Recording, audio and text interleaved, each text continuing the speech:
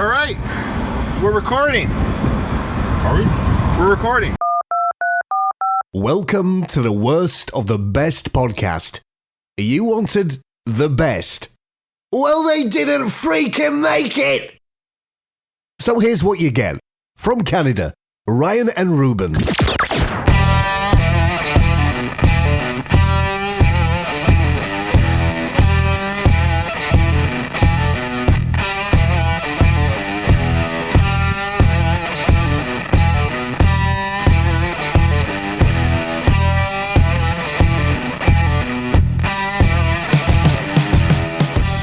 Welcome to Brothers in Cars Going to Concerts. This is Brothers in Cars Going to Concerts. I'm your host, Ruban. I'm Ryan. Who's also your host. Yes, I'm also your host. This is really the worst of the best podcast. This is a special episode because we're on the road.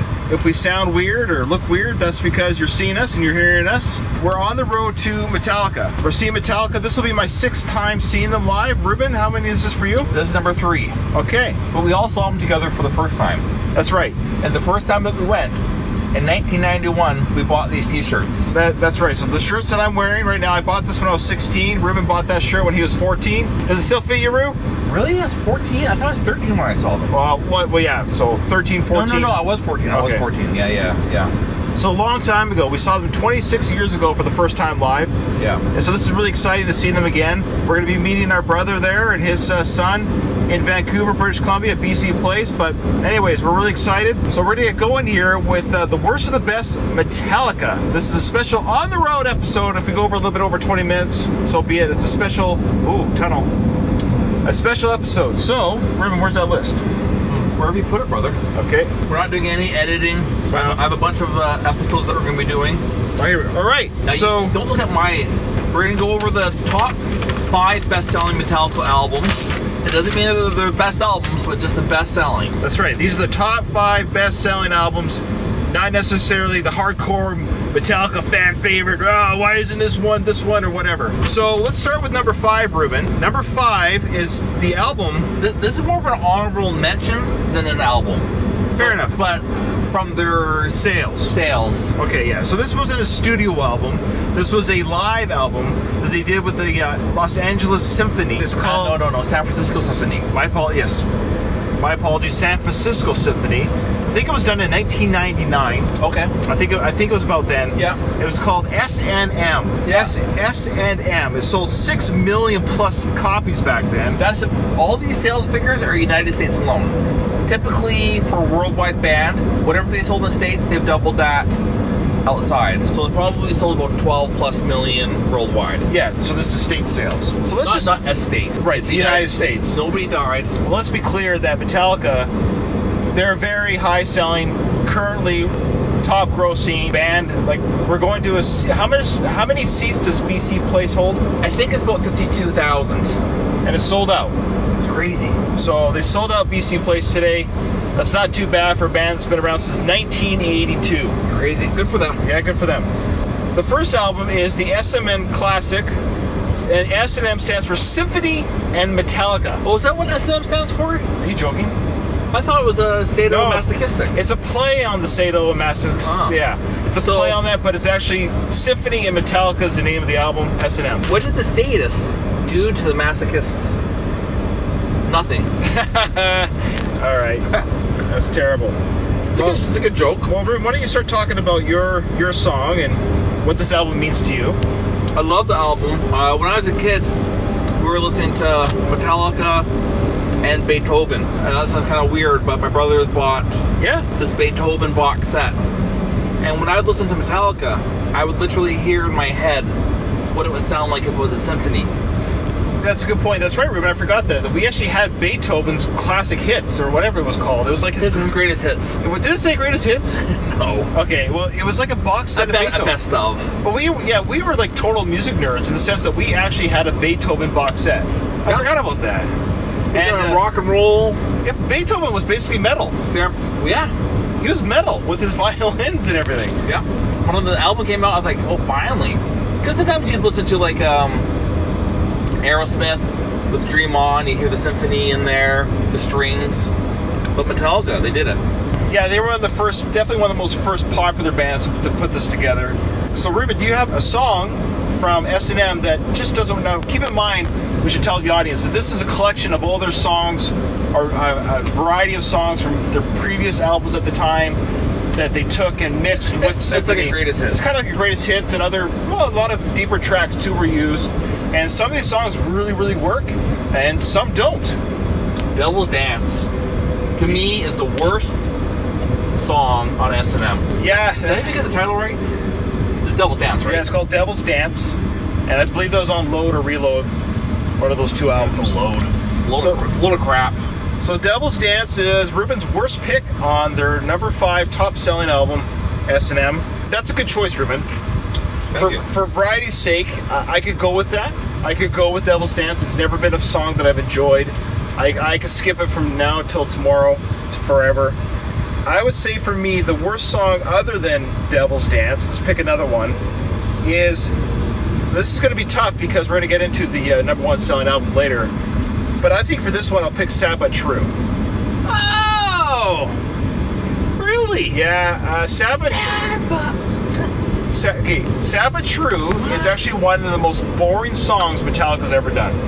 I think when it first came out, I was like, I kind of dug it. I was like, okay, slow grind. Sad But True shirt. I'm so it's sad but true that Ruben's wearing a Sad But True shirt, but this song is boring to me. It's boring, and so for this pick on this album, I'm gonna throw Sad But True under the bus for this album and save my pick for another one for another album. Jeez. But Sad But True, I'm gonna go with the worst song on S&M. Well, I would have picked Devil's Dance as well. I could go with you on that, but make this like a, for variety's sake, second pick. Yeah. I can see why someone would find it boring, but I like it. All right, fair enough. Okay, so the number 4 best-selling Metallica album is Master of Puppets. Master of Puppets. And in the States alone, Master of Puppets sold 4.6 million copies. Crazy. This was like an underground, Not a single music video, no video, radio play, nothing. This is like literally word of mouth. Word of mouth. Now, Master of Puppets is considered by many Metallica's finest metal moment. But you say to yourself, well, why is it that they're not number 1, this album? These are the Metallica guys that say, oh, Metallica died after Master, or Metallica died when Cliff Burton died. And as tragic as it was that Cliff Burton died, of course, and its greatest album is, they've done great things since Master of Puppets, and I'm glad they've continued. I've met somebody that's met Cliff Burton. Really? Yeah. Who's that? All enough guy at a U2 concert. You're eating on a podcast, Ruben. I'm so hungry. Sorry for our podcast listeners. Ruben has a mouthful of food as he's eating. He's eating Some fresh beans from my garden. All right. Master of Puppets, Ruben. What's the song there that you don't? What is the song of Master of Puppets that doesn't resonate with you? Oh, first, do you remember the first time you listened to Master of Puppets? Yeah. I think I actually listened to it in the library on a Discman. What? I think so. Well, this is the first time I really, really listened to it. Like, gave it a sit-down listen. Okay, my first memory of Master of Puppets, we can thank our brother Jason for this. Absolutely. Thanks, Jay. Jason bought the album on cassette. Maybe no. My memory's wrong then. Okay.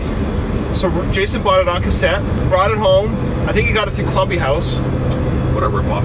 And he said, check this out. And I think at this time I was already listening to Justice for All. Uh-huh. But I didn't know their back catalog at all. And I remember putting Master of Puppets in the cassette player, and when that first opening track comes on, remind me here, shoot. Battery. I was going to say it's Battery. Thank you, Rube. Because I know the second track is Master. But I remember listening to Battery and just being blown away because it was just heavier and crazier than Justice for All. And then when Master of Puppets came on, the 8-minute song, title track, I was taken to another world. Yeah. I couldn't believe this song had the changes that it had, and it had the anger and emotion. So there is a song for me, Ruben, that is the worst of one of their best-selling and best-acclaimed albums of all time. Let's hear it. What's the worst one of Master Puppets? Well, this is where you and I are going to, again, we will... Spit it out, brother. Spit it out. Well, this album's interesting. It only has 8 songs. What's the worst song on the album to you? It's tough. I think For me, it's not. I think I'm going to go with you, Ruben. I think I'm going to go with you on this one. So I'll just say that you and I both agree. Now, remember, this is the worst of the best. Doesn't mean it's a bad song. It doesn't mean it's necessarily a bad song, but if we had to pick a song, I agree with Ruben's choice. It's track number 3, The Thing That Should Not Be. Yeah. This is the song that should not be. You know this. We're gonna have people that get so mad at us, but I think any song that we pick I think any song we pick on this album, some people get mad because it's almost a flawless album. Yeah. 8 tracks, there's no filler. It's all killer. The Thing That Should Not Be, interestingly enough, was written by Cliff Burton, I think, and it was written about a comic character or a comic that he wanted to write. Oh yeah. Or something like that. Yeah. Some sort of creature. Yeah. All right, so number 3 top-selling album of Metallica's. I don't know how long I've been off camera, but hi. Number 3 top-selling album from Metallica. This is interesting. This is their 3rd top-selling album. It totally makes sense. It's Load. Load. I'll tell you why it makes sense. Why is that? The number 1 selling album Previous? sold so many. Right. That's the sequel. You know what I mean? Everybody that was introduced, plus real fans, are going to get it. So that's why. It's not because it's a great album. It's like a movie sequel that sucks, but everybody saw it because they saw the first one. You know what I mean? I like the Load Reload albums. I really do. This is where people who are Metallica fans are going to hate me. I like that they shifted gears. Sure. You got to do that as an artist. You do. Unless you're AC/DC, you got to do something different. Well, Ruben and I were actually talking the other day about Motorhead. Oh, sorry, it's my brother Jason and I just the other day. We were talking about Motorhead. And we were talking about Motorhead, that they were loved by other artists and they had a cult following. But they were never a stadium draw. No. And I could argue part of them, they never branched out. I think what happens if you don't branch out means just that. When you branch out, you can grab other things and other people might come into your fold. But they stayed true to what their sound was. And that though that can be admirable, you're never going to tell more people about you. So it all depends what your end game is. So Metallica, they branched out, and in the meantime, we're seeing them live today, Ruben, almost 30 years after we saw them live for the first time, because they branched out, and they're playing not at a bar. They're playing at a bigger place than when we saw them the first time. That's right. At the height. Yeah, that's right. They're playing at a bigger venue. I look like that realtor, eh? Yeah. All right, for those. Yeah. Anyways, there's a real side story. There's a realtor in town who kind of looks like me. And I had this customer that came into my work, and she looks at me, or a kid looks at me, and they go, "Sorry, you just look like my husband." I thought that was funny. Does your husband ever get told that he looks like a realtor in town? She's like, "Yeah," and she knew who I was talking about. Oh wow. Anyways, the realtor is from India. I'm not. You're not from India? No, but I like the fact that I look like somebody from India. I don't know. Anyways, moving forward. We should make notice that those who can hear a fan in the background, we're in a car, we're driving to the ferry to go to Metallica. Ruben's van doesn't have AC. Oh. So we have the fan blowing. Okay, first of all, if we did have AC, you'd be hearing the AC. No, but you could have it on lower with a cooler air coming through. Metallica has their fans, we have our fans. Deal with it. We have a non-AC fan blowing it, so it's blowing a little bit hard to get so we don't die. We're doing this for you guys. We're doing on-the-road recording for you guys because we're on the road to see Metallica. Okay, Load. Load. Your worst song on Load, Ruben. Oh, yeah. The house that Jack built. All right, yeah. Load has some incredible songs. Like it does. Outlaw Torn. I love that song. Bleeding Me. One of the greatest songs they ever written. But Fuel, I enjoy, but I can't wait because they're going to play it live today. I kind of save that for the live shows. It's kind of like the song. Oh, yeah, you got to hear it, brother. Yeah. So, there's a few to choose from. I could have easily chosen Ruben's choice as well, but for the sake of, there's a few on there that are the worst. Okay, if I didn't choose that, what would you have chose? Well, I'm choosing The Cure. Oh, yeah. The Cure. Or Cure. Whatever. It's kind of a throwaway track. It tries to be something that's not. I don't know. It doesn't do anything for me. It doesn't cure you? Does not cure me. It actually provides an ailment to this episode. Ironically. All right, moving forward. The number 2 best-selling Metallica album of all time. And Justice for All. That's my introduction to Metallica. That was my first album too. I used to listen to Justice for All daily. I delivered newspapers as a kid, and I put it on my Walkman, and the album's like 3 hours long, whatever it is, and it's like it would take up my whole paper route time almost. and just track after track after track. It's just like an onslaught of metal, no bass. But yes. Sorry, Jason Newsted. Jason Newsted, rest in peace, brother. Oh wait, who died? Cliff Burton died. But Jason Newsted, may your career rest in peace. Voivod. Remember when Hetfield was worried that Voivod was going to be like something new? Yeah. So this album, like kind of like Master Puppets, it's basically a flawless album amongst fans. It's hard to pick one that you like never listen to again. But Ruben, you have a choice on this one. I said my choice last time. You say your choice. Well, I'm a little bit first. I mean, you go first this time. Yeah. You know what? People are gonna get mad at me on this one, Rube. I see your choice, but if I actually had to pick a song that I could do without listening to again, that's how I'm going to make my preface to this one. Sure. The title track, "Injustice for All." It's a 9.5 minute. If they made it half the length, it repeats itself too much. It's too long. It doesn't need to be 9.5 minutes long. I kind of get bored listening to it. I see your choice, and I'm going to give your choice a bigger really. So when you say it, stand by. The Frayed Ends of Sanity. Really? Yes. Do you know why? I hear the chorus. I love it. Go ahead. It's a great song. One of the things I like best about Metallica is really just the music.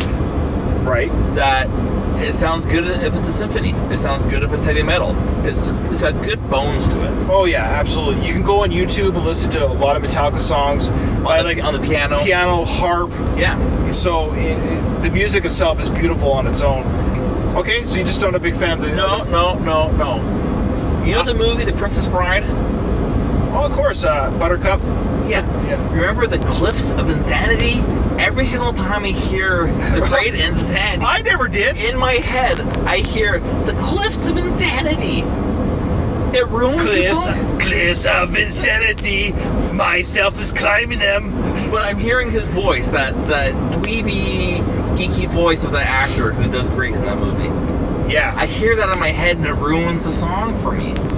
Thus making it the worst song on the album. Still a fantastic song. Fair enough. No, that's fair. Again, this is an album that, like Master Puppets, I think, for me, a lot of good songs. I mean, every song is good, so it's hard to pick the worst. But this next album is their number one selling album. Drum roll. Does anyone want to guess what their number one selling album is? Garage Days Revisited? Close. Black, which referred to as the Black Album, a self-titled album produced by Bob Rock. It was famously said that Lars Ulrich wanted to sound the way that Dr. Feelgood sounded, the Motley Crue Dr. Feelgood album. He wanted the big drums, big bass, big loud everything. It is a great production sounding album. It sounds fantastic. It does sound good. But there are songs on there that I could throw away from here to yesterday. Yeah, okay. Now, we have a minute or two. Oh, we got just like a minute left, brother. Well, yeah. But there's a little trivia for you guys. Obviously, Cliff Burton died. That's obviously terrible. Jason Newsted comes in. He was never really welcomed in. Yeah. Good bass player, good guy. He leaves. What are they going to do? Bob Rock was considered to be the bassist for a bit. Yeah, the producer Bob Rock, who produced Load, Reload, the Black Album, Saint Anger. There was a time where he was going to be the bass player for Metallica. And a side trivia note for you Metallica nuts, you probably already know this, the bass playing on the recording of Saint Anger is Bob Rock. By the way, I love Saint Anger. Yeah, I do too. Mm-hmm. So now, what's the worst song on this album? No, I want to get something. We're going to end with the worst song. Okay. Now the bassist for Metallica is who? Robert Trujillo. We have both met Robert Trujillo. That's right. Ruben and I met Robert Trujillo when he played for Suicidal Tendencies. We saw Suicidal Tendencies on their Art of Rebellion tour when they opened for Megadeth on their Symphony of Destruction tour. And we followed the tour bus. We didn't know if it was a Megadeth tour bus or if it was a Suicidal tour bus. It was a Suicidal tour bus. They got out. We got out of our car. And we got them to sign our tickets and t-shirts. Yeah. And it was really cool. And Trujillo was really cool. Yeah, we met him. Yeah. So we met a member of Metallica. The only one we've met. Yeah, it's the only one we've met, but we met him. And the worst song. The worst song on the Black Album. And by the way, this album in the States alone has sold 16.5 million copies. Jeez. Drum roll, please. Ruben. Enter Sandman. Enter Sandman. Worst song. Now, does anybody disagree? Oh, I'm sure there's going to be... Okay, my worst Metallica fan are the ones who are going to the show tonight, Ruben, who are looking forward to Enter Sandman. Enter Sandman, Enter Sandman, here we come, man! Now, Enter Sandman's not my worst choice, but it's a song that... I get it. I'm with you. I'm with you 100%. Out of all of the songs on the album, of all the worst, out of all of the Metallica songs, in my opinion, Enter Sandman's the worst. Yeah, it's in my... Put it this way. Enter Sandman's in my top 5 of songs I'll never have to listen to again by Metallica. All right, why don't we pause right here and then come back? No, we got to finish it. We can do it. So my worst... No. Okay, go ahead. What? So my worst pick for the Black Album, other than Sad But True, because I already used it, is the last track on the album, The Struggle Within. I like it. All right. I disagree. All right. So let's do a little part 2 of after we do the show. Yeah, well, this is... Yeah, we're pausing. This is... You won't hear the pause. Yeah. But the next second you hear will be us talking after the show about the show. So The Struggle Within. Suits you fine. Struggle Within. Anyways, I don't like that song. I can go without it. Got poor taste. What can I say? Yeah, well, I'm sure... You know what? Every episode we've done, Ruben, I've gotten feedback from family or friends who hear it, and they often disagree with our choices. That's why we... dare they? So anyways... Friends? All right. All right. So remember, we're going to come back, though, so I won't say our outro. But we'll be back to let you know how the concert went, and we will tell you what our worst song from the concert was. Oh, good call. All right. Welcome to the epilogue of the Worst of the Best podcast special Metallica episode. Ruben couldn't be here for the epilogue because he has to be at work. It will just be me, but I have a special guest host with us, or guest, I could say. I'm not going to give him any hosting duties because he's stressed out. But this is my nephew, Ethan. Hello. And Ethan attended Metallica with me and his uncle Ruben for the first time. It was his first Metallica concert ever. Ethan, was it a good show? Yes, very good show. Okay, so you're an avid concert goer. Does it rank up there as one of the best concerts you've ever been to? It's up there. It's up there. I mean, there's a lot of good shows up there. I've been to quite a bit, so I mean, but it's up there. It was a good show. All right, you heard it there, folks. The youth of today has spoken. Metallica is still rocking it. I am now wearing my new Metallica shirt, and I wondered to myself, am I going to wear this shirt in 26 years? We'll see. So this is just a quick wrap-up. This is us saying what is the worst part of the best concert of Metallica. The worst part for, I was going to say Uncle Ruben. your Uncle Ruben. The worst part for Ruben was, oh yeah, it was Nothing Else Matters. Not the song itself, but the worst part of the concert for him was when that song was performed, the audience member behind him, bless their heart, was singing every lyric of the song, but singing it terribly, so it kind of ruined it for Ruben. Though, obviously a great song, but that was the worst moment for him for the show. Ethan, do you have your worst moment of the show? For me, it'd probably be Enter Sandman, because it's just one of those songs where it's like, we've all heard it a million times, so it's like, hear it again, I don't know, it just feels kind of, it's a little dragged out. Yeah, Ethan and I were standing next to each other when Enter Sandman came on. It was the finale song, but we were like dancing to it and singing along with it, like it was like a pop song almost. Yeah. You know, the song, 2 songs previous to Enter Sandman, they played Fight Fire with Fire, and then 2 songs later they're playing Enter Sandman. So it's just kind of like you get that contrast of how kind of poppy Enter Sandman is. But yeah, they played it well, but it's just not my favorite song either. Yeah. But the worst part of the concert for me, I have to go back with Sad But True. I purposely used that song for my pee break. And so I'm sticking with that. Anyways, we want to thank everyone for joining myself, Ruben, and my nephew Ethan for this special episode, road trip episode of the Worst of the Best Metallica special. Hope you guys enjoyed it, and